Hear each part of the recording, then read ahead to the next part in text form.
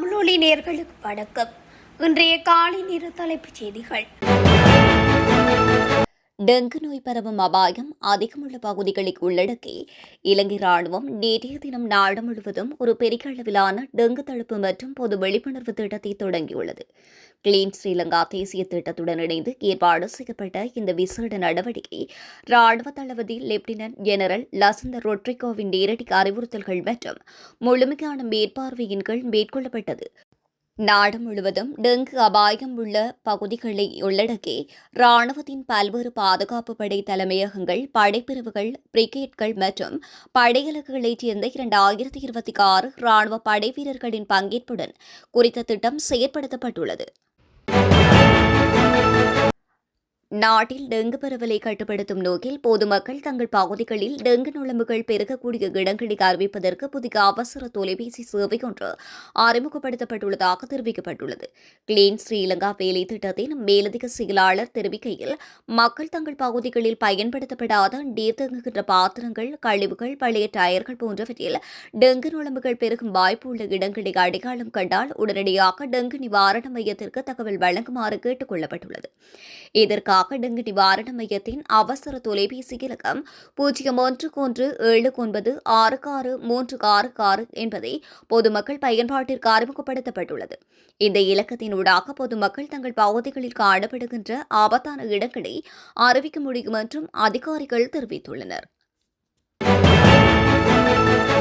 நீர்கொழும்பு சிறைச்சாலைகள் நேற்றைய தினம் பாதிக்க வேளை 2 கைதிகள் குழுக்களிடையே ஏற்பட்ட மோதலானது பூருமுனாக் என்ற பாதாள உலக குழு உறுப்பினருடன் நெருங்கிய தொடர்புடைய சுரேஷ் என்ற போதைப்பொருள் கடத்தல்காரரால் வழிநடத்தப்பட்டுள்ளதாக காவல்துறையினர் தெரிவித்துள்ளனர். போதைப்பொருள் கடத்தல் தொடர்பான தகவல்கள் ஒன்றை காட்டிக் கொடுத்த சம்பவத்தை அடிப்படையாக கொண்டு குறித்த மோதல் ஏற்பட்டதாக தகவல்கள் வெளியாகியுள்ளன. நீர்கொழும்பு சிறைச்சாலையானது குறுகிய கால கைதிகள் மற்றும் விளக்கமறியல் கைதிகள் ஆகிய இரு தரப்பினரையும் தடுத்து வைக்கின்ற ஒரு இடமாக இருக்கின்றது. அங்கு தற்போதைக்கு சுமார் 1700 கைதிகள் தடுத்து வைக்கப்பட்டுள்ள நிலையில் சிறைச்சாலைகள் இருந்த இரு எதிரெதிர் குழுக்களிடையே இந்த மோதல் ஏற்பட்டுள்ளதாக தெரிவிக்கப்படுகின்றது. நீர்கொழும்பு சிறைச்சாலையில் இரு கைதிகள் குழுக்களிடையே நேற்று மதியம் ஏற்பட்ட மோதலில் காயமடைந்த 35 பேர் இதுவரையில் நீர்கொழும்பு வைத்தியசாலையில் அனுமதிக்கப்பட்டுள்ளதாக தெரிவிக்கப்படுகின்றது. இந்த மோதலில் 2 கைதிகள் இதுவரை உயிரிழந்ததுடன் பலத்த காயமடைந்த மேலும் 2 மேலதிக சிகிச்சைகளுக்காக கொழும்பு தேசிய வைத்தியசாலைக்கு மாற்றப்பட்டுள்ளனர். தொலைத்தொடர்பு ஒழுங்குபடுத்தல் ஆணைக்குழுவினால் கடந்த 2022ஆம் ஆண்டு முதல் தற்காலிகமாக நிறுத்தி வைக்கப்பட்டிருந்த விசேட விசாரணை பிரிவு தற்பொழுது மீண்டும் செயற்பாட்டுக்கு கொண்டுவரப்பட்டுள்ளது. நிதி மற்றும் தொழில்நுட்ப விவகாரங்கள் குறித்து முறையான விசாரணைகளை முன்னெடுப்பதே இந்த அலகின் முக்கிய பணியாகும் என்று தொலைத்தொடர்பு ஒழுங்குபடுத்தல் ஆணைக்குழுவின் பணிப்பாளர் நாயகம் ஏர் வைஸ் மார்ஷல் பண்டாரகேர தெரிவித்துள்ளார்.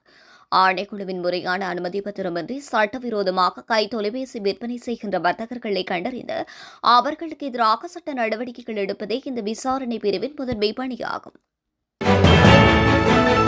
பாதுக்க கலகெதர சந்திக்கரையில் உள்ள வீடொன்றின் வாயிலுக்கு முன்னால் மோட்டார் சைக்கிளை நிறுத்தி வைத்ததாக கூறி சிவில் உடையில் போலீஸ் முச்சக்கர வண்டியில் வந்த இளைஞர் ஒருவரை கொடூரமாக தாக்கியுள்ளதாக தகவல் வெளியாகியுள்ளது. இதில் காயமடைந்த இளைஞர் கோமாகம் ஆதார வைத்தியசாலையில் அனுமதிக்கப்பட்டுள்ளார். பாதிக்கப்பட்ட இளைஞர் அலுப்பொத வீதி அங்கமுவ பகுதியைச் சேர்ந்தவர் என்றும் கலகெதர பகுதியில் உள்ள தனது நண்பரின் வீட்டிற்கு சென்ற குறித்த இளைஞர் வீட்டின் முன்னால் தனது மோட்டார் சைக்கிளை நிறுத்திவிட்டு சென்றிருந்தார்.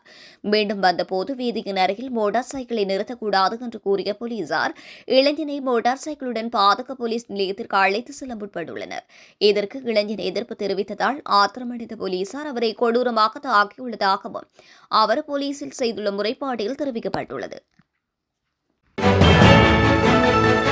வலிவடகில் உயிர் பாதுகாப்பு வலயத்திற்குள் உள்ள தனியார் காணிகளை விடுவிக்க கோரி காணி உரிமையாளர்கள் 3வது வாரமாகவும் ஞாயிற்றுக்கிழமை போராட்டத்தில் ஈடுபட்ட நிலையில் மக்கள் கொட்டகை அமைத்து போராட்டம் நடத்த காவல்துறையினர் தடை விதித்துள்ளனர்.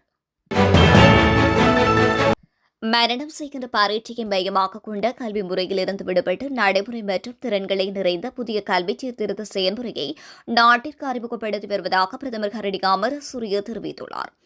அவர் மேலும் தெரிவிக்கையில் எதிர்வருகின்ற 2027ஆம் ஆண்டில் நடைமுறைப்படுத்தப்பட உள்ள புதிய கல்வி சீர்திருத்தங்களுக்கான அனைத்து ஆரம்பகட்ட ஆயுதங்களும் தற்பொழுது மிகவும் திட்டமிடப்பட்ட முறையில் நிறைவு செய்யப்பட்டு வருகின்றது.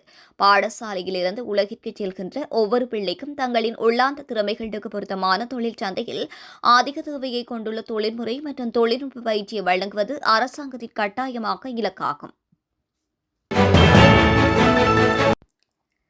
கடவத்த காவல்துறை பிரிவின் மேல்பியான்வில பகுதியில் நேற்றிரவு முன்தினம் ஒருவர் கொல்லப்பட்டுள்ளார். 2 பேர் ஒருவரை கூர்மையான ஆயுதத்தினால் தாக்கிக் கொன்றதாக காவல்துறையினர் தெரிவித்துள்ளனர். கொல்லப்பட்டவர் கடவத்த பகுதியைச் சேர்ந்த 54 வயதுடையவர் என்றும் இவர் நேற்று முன்தினம் தனது சகோதரரின் பிறந்தநாள் விழாவில் கலந்து கொண்டிருந்ததாகவும் தெரிவிக்கப்படுகின்றது.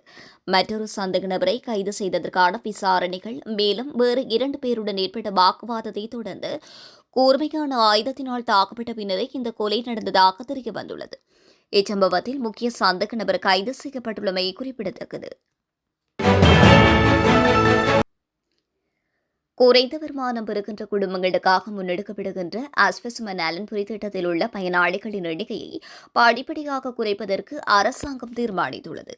பொருளாதார மீட்பு நடவடிக்கைகள் மற்றும் சர்வதேச நாணய நிதியத்தின் உடன்படிக்கைகளுக்கு அமைய இந்த தீர்மானம் எடுக்கப்பட உள்ளதாக தெரிவிக்கப்படுகின்றது.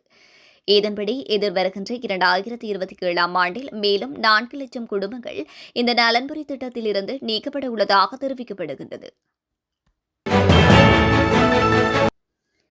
வருடாந்த பேருந்து கட்டண திருத்தமானது முரணானது மற்றும் சீரற்றது என்று லங்கா தனியார் பேருந்து உரிமையாளர்கள் சங்கம் தெரிவித்துள்ளது. கட்டணங்களை முறைப்படுத்துவதில் அரசாங்கம் திட்டமிட்டு தவறிக்கொண்டதாகவும் சங்கம் குற்றம் சாட்டியுள்ளது. இந்த வருடாந்த பேருந்து கட்டண திருத்தம் நேற்றைய தினம் நள்ளிரவு முதல் நடைமுறைக்கு வரவுள்ள நிலையிலேயே இக்கருத்துக்கள் வெளியிடப்பட்டுள்ளன.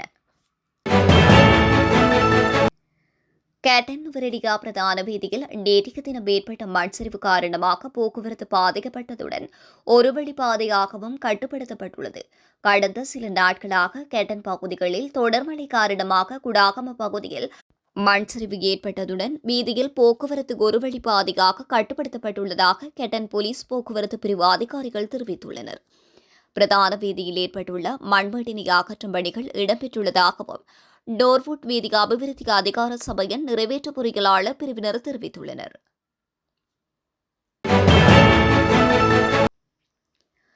யாழ்ப்பாணம் நாவாந்துறை ராணுவ முகாம் முன்பாக அமைந்துள்ள வீடொன்றில் நேற்றைய தினம் காலை இடம்பெற்ற வாழ்வெட்டு தாக்குதலில் ஒரே குடும்பத்தைச் சேர்ந்த 3 படுகாயமடைந்துள்ளனர்.